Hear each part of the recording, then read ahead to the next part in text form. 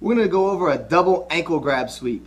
We're going to do this sweep when our opponent, or JT in this case, stands up in our closed guard, but their feet are still a little too close and you can still grab right behind the heels. When an opponent stands up in our closed guard, we have to go to a whole new set of sweeps. Now remember, the main point of the closed guard when I'm down here is to sweep him or submit him from the bottom.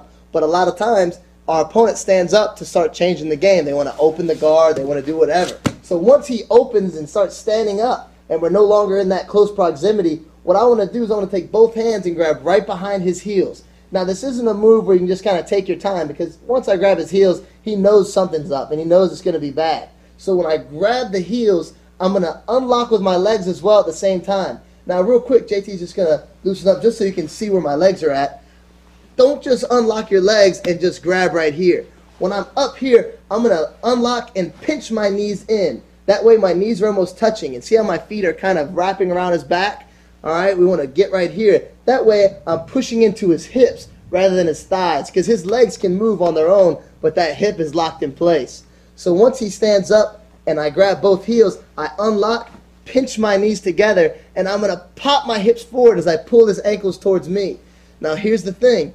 When they start falling back, use that momentum to help pull you up. You can either grab the lapel or you can just use your own arms and push yourself up. But we want to go directly to the mount, and you might have to switch your hips a little bit. So just pay attention real quick. So as he falls back, I'm going to switch my hip and turn and come up. Notice how I'm coming up kind of flared.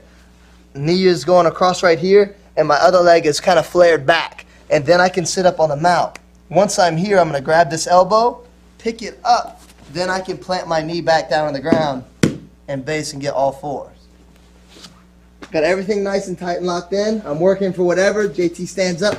I go right to my position. Remember, both hands behind the heels, the legs unlocked, both knees trying to pinch, and I'm going to pop my hips forward. Now watch this back leg. I'm going to let it curve around as I come up. It's there. See how I turn it? That way I can come up and you don't kind of get stuck in this kind of this sitting on the position where he might have a lot of energy and just pop me back off. So I'm going to stay here. I'm going to grab the arm, bring myself back to closed mount.